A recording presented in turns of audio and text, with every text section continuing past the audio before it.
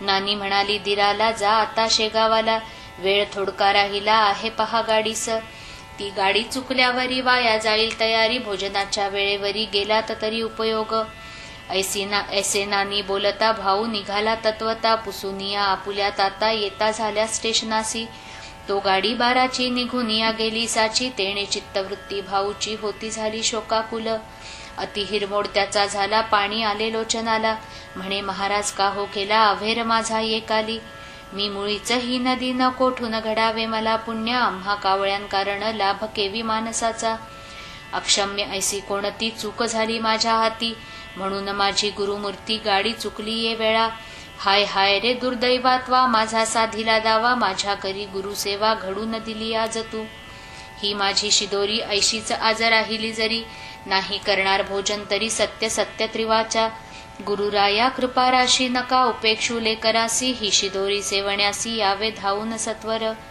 थोरा आपुला अधिकार क्षणात पाहता केदारा, मग या येथवर काहो अनमान करीतसा. मीना आज्ञा तुम्हा करीतो प्रेमाने हाका मारितो, म्हणून या हा न होतो अपमान तुमचा यत्किंचित.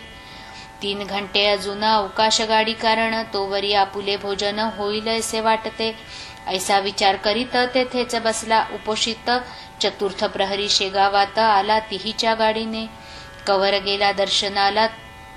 गेला दर्शना तई तो योगी राणा, न करिता भोजना बसला होता आसनी. नैवेद्याची अतोनात ताटे होती मठात, पक्वान्नानी परिलुप्त ती वर्णावी कोठवरी. कोणाच्या जिलब्या घीवर, कोणाचा तो मोतीचूर, कोणाची ती नुसती खीर श्रीखंड पुऱ्या कोणाच्या. परी त्या नैवेद्याला समर्थांनी ना स्पर्श केला, वरच्यावरी ताटाला बाळा आणून ठेवी पुढे. आणि म्हणे हे करा ग्रहण, एक गेला एक वाजून. आपुले न झाल्या जेवण, प्रसाद भक्ता मिळतो कसा. त्याची ते वाट पाहती करण्या आपणा विनंती, त्यांची नसे होत छाती म्हणून मी बोललो. तै महाराज म्हणती थांब जरा, आग्रह नको करूस खरा. भोजन आज चौथे प्रहरा माझे होणार आहे रे. मर्जी असल्यास थांबावे ना तरी खुशाल जेवावे, नैवेद्य घेऊन घरा जावे परवा नाही त्याची मला. ऐसा प्रकार तेथे झाला, तो इतक्यात भाऊ आला. समर्थ पाहता आनंदला भाऊ आपल्या मानसी. दुरावलेली माय जेवी बाळके दृष्टी पहावी, झाले असे पाहतेवी भाऊ कवरा कारणे.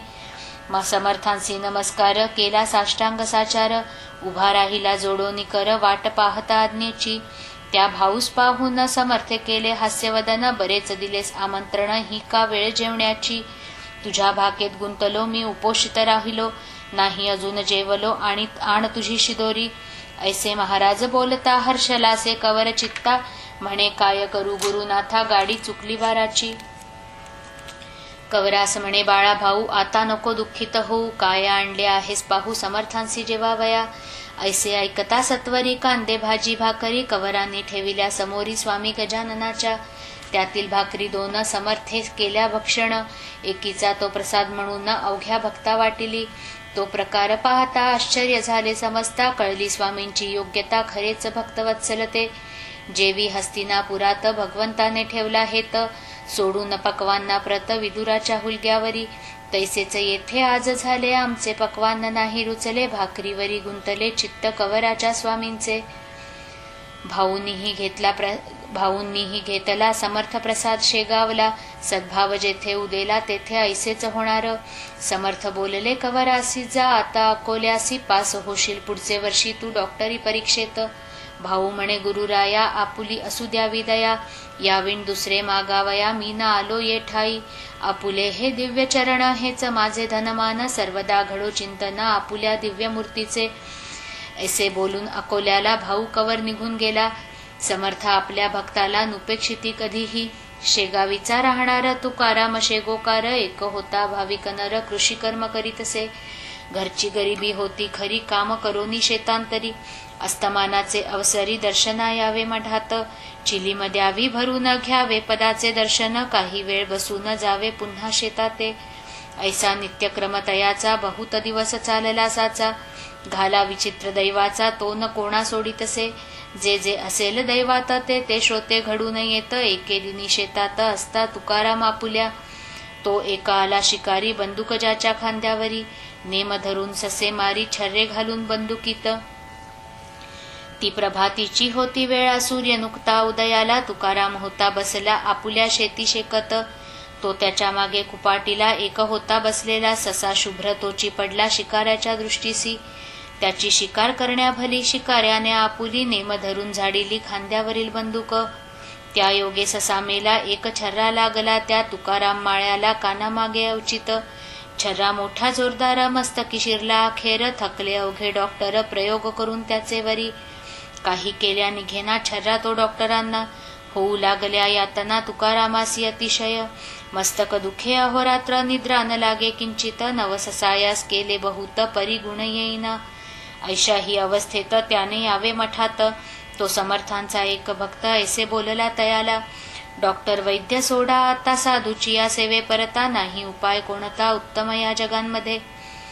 कृपा त्यांची झाल्यास चुकेल हा तुझा त्रास, झाडीत जा आसपास या मठाच्या नित्य तू.